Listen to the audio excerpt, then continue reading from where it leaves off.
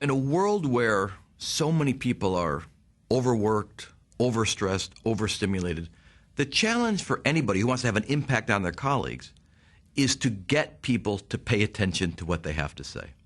And it turns out the best way to get people to pay attention to what you have to say is to say things in a way that are worth paying attention to.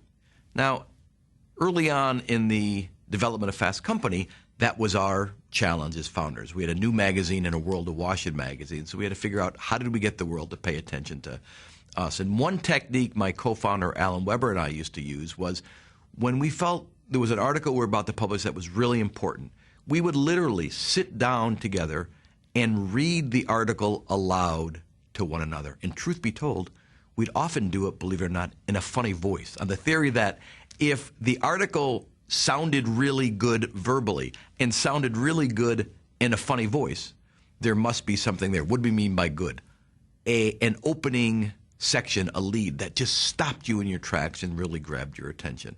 A memorable use of either data or storytelling that was really going to stick to the ribs of whoever reads it. Well, recently we had a 20th anniversary reunion of the Fast Company gang, and it turns out people have gone off to do great things in the world of business, great things in the world of writing in terms of nonfiction authors or novelists.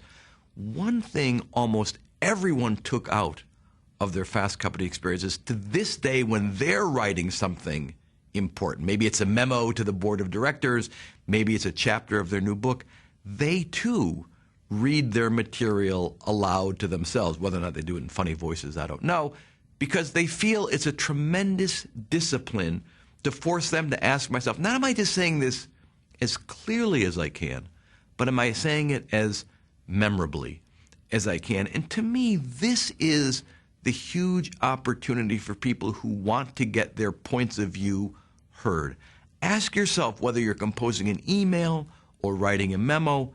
When I start off, am I starting off with a lead that quite literally stops people in their tracks? People who have 100 emails to process that day, I've got to make the time to read this one. Secondly, when I try to make my case, am I using data in interesting and clever ways? Am I telling a story that gets it out of the realm of the rational and puts it in the realm of the emotional? Whatever you do, and I'm not suggesting everybody read their memos in a funny voice, but whatever you do, ask yourself as a communicator, am I creating material that is as memorable as I can make it? Because that's how you cut through the clutter of the day.